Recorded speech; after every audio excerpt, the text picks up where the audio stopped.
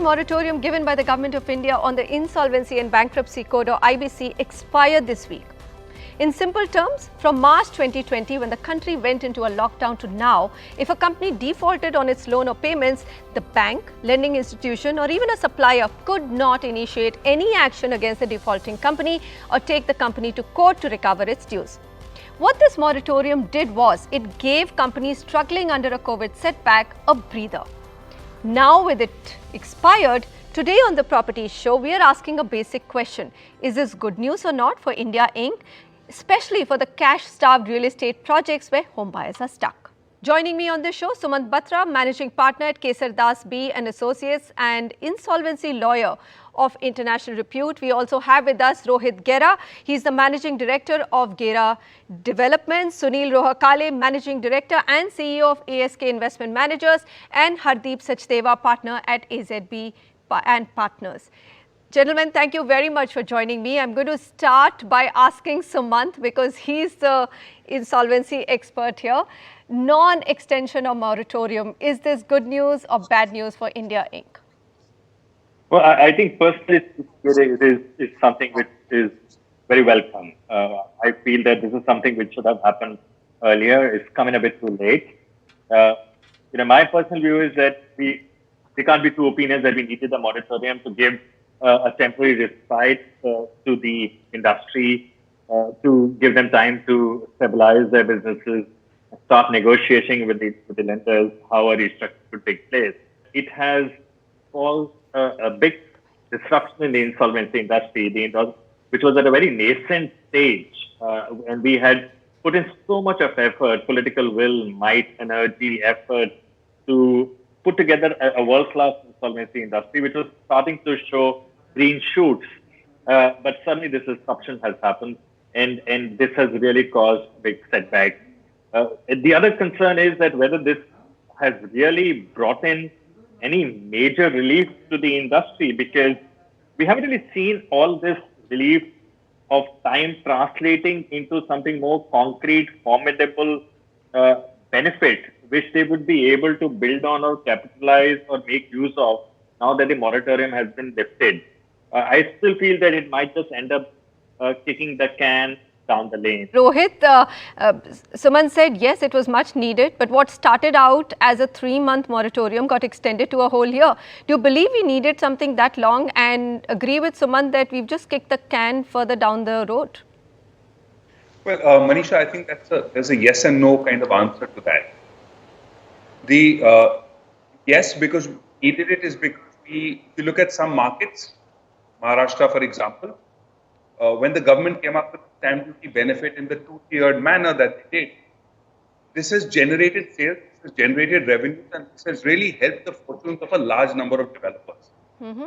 There are other states that have followed suit, and therefore, to that extent, giving the moratorium period and then coming up with ways to help the developers and to help the industry exit from the challenging circumstances that they were facing, it's certainly a good thing. If, for example, if the moratorium had ended 6 months ago and you didn't have these the booster shot, if you will, to the industry, you'd just end up with many more developers going under, and that doesn't serve any purpose, because it's not getting people their homes by a developer going into insolvency proceedings. So I think to that extent, yes. To the extent where developers have the wrong product, the wrong developer, bad practices from the past, it's just given them life for a little bit longer. They continue to be in the ICU, or pulling the plug is a matter of time. We've only deferred the pulling of the plug. In overall, I think the benefits that we've seen with a large number of developers who've seen positive sales, net, I think it was a good call in hindsight to do the whole 12-month moratorium period. Sunil, now what happens? I mean, in the sense that, okay, so Maharashtra has got some bit of leeway because of the stamp duty reduction, sales have boosted up, but that's not an all-India situation. There seems to be a lot more distress in North, NCR especially. What happens to cash-strapped developers? Because earlier, it was, you knew who the stronger ones were. In this 1 year, everyone's got shelter. No, I completely agree. I think the industry have seriously gone through a major flux.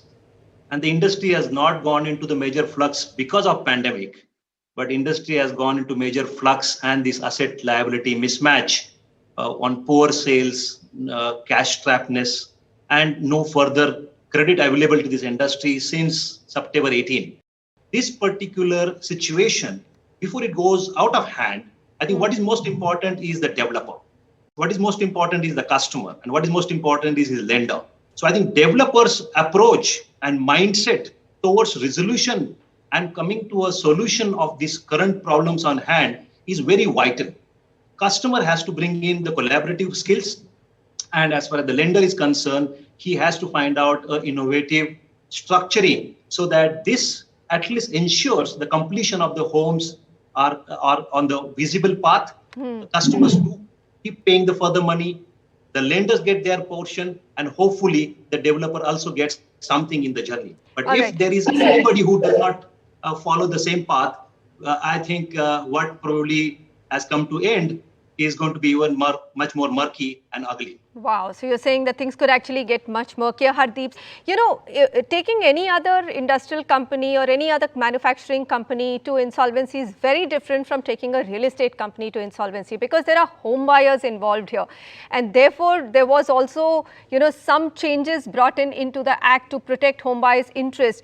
If Sunil is saying now the Pandora's box will open up, the weak developers are probably going to be revealed to everybody and will need either go to insolvency or will need a lot of help. How do you see the situation? Sir, I can tell you one thing, that there cannot be a cast in stone application to real estate industry, especially the sector where the developers are in the residential or housing sector.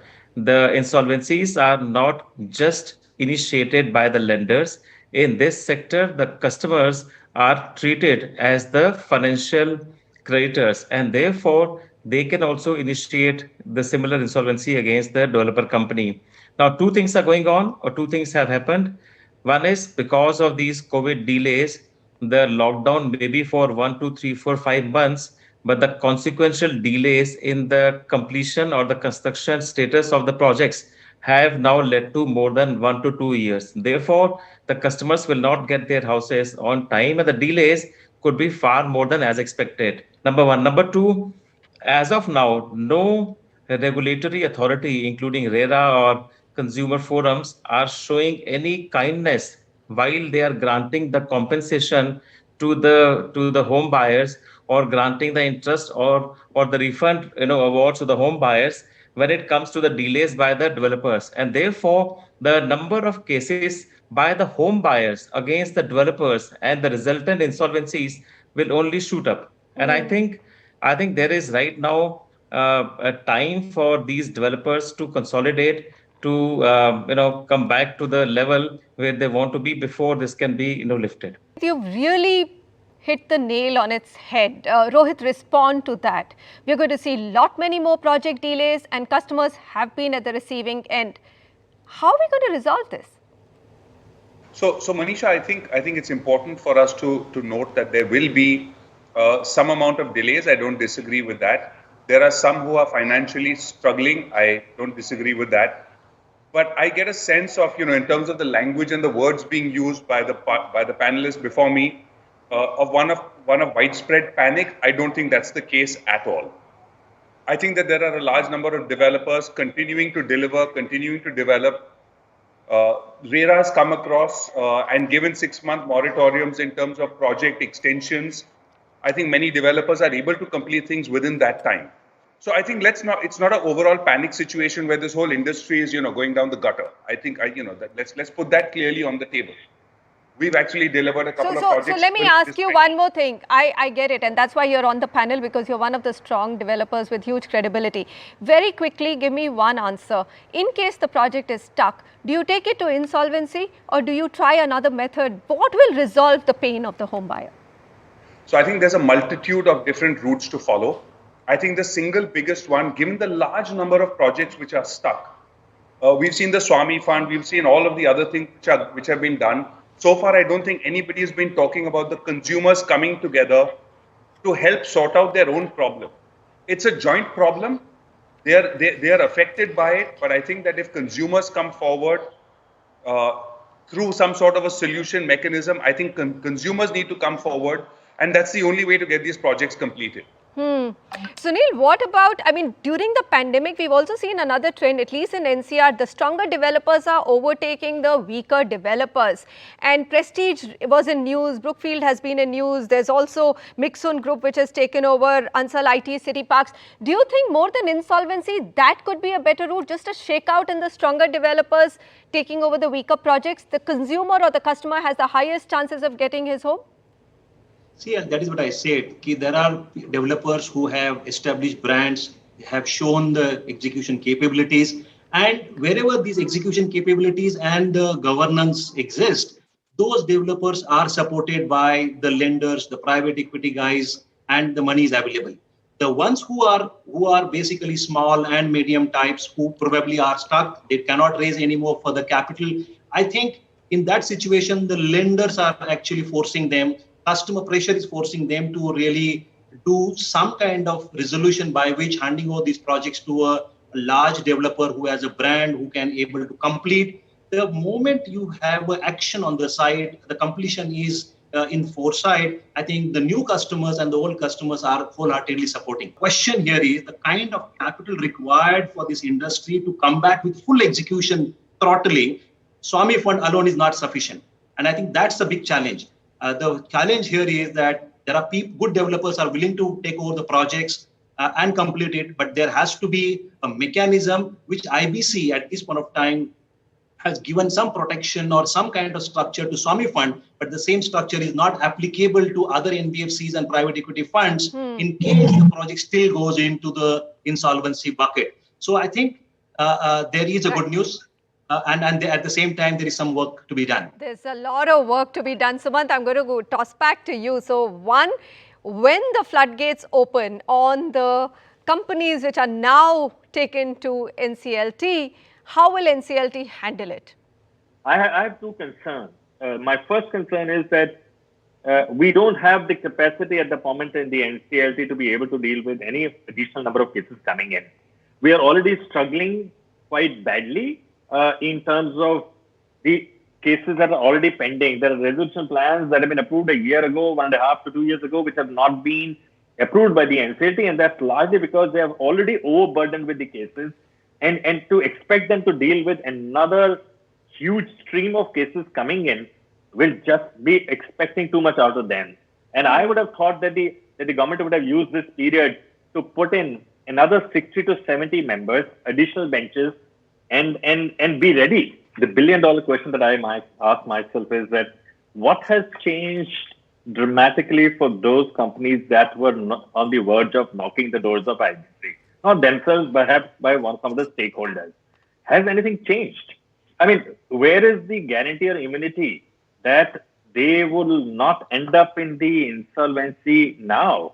And therefore, how would they have benefited in this 1 year, or except that some may have delivered part of the project, some home buyers may have bought some units, but it may still end up being an insolvency, undoing all the good work that may have been done in this period. There was JP Infratech, which was actually resolved by IRP. The project was handed over or awarded to NBCC for completion. And yet, you had a Supreme Court ruling which actually has set aside the resolution plan, which was approved by 97.36 of the Committee of Creditors. Now, what happens in this case? That was the only real estate company which actually made to the headlines of insolvency because of 20,000 stuck buyers. The issue is that JP raised very complex questions of law by the sheer nature of the scale of and the complexity of that project. And what the Supreme Court has done, it has decided some very, very important questions of law, which are not relevant only for the JP case, but for the real estate sector at large and for IBC in general. And having done that, they realized that in the light of the clarity of these issues, we need to resolve some commercial issues which have remained unanswered and which the NCLT could not have or did not.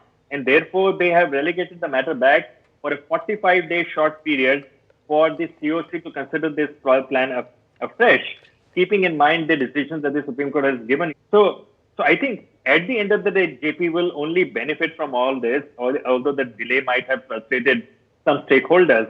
You said 45 days. That is the kind of time frame that the Supreme Court has given. But Sumant, can I really expect both NBCC and Suraksha to come up with their fresh plans in 2 weeks? I mean, the asset has been lying.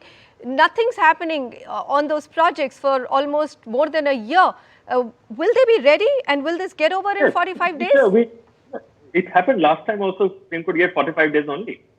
So when in the earlier round, also Supreme Court gave 45 days. So you're confident, Sumant, that both these companies will be able to prepare their fresh plans in 15 days, 2 weeks? I can't comment on that. But what I can really say is that if they do submit their plan within the time which the Supreme Court has granted, we will be able to complete the process in 45 days as we did last time. Everybody is mindful that we need to work on fixed timelines. We will work 24/7 to make this happen. And I'm sure everybody is looking forward to that.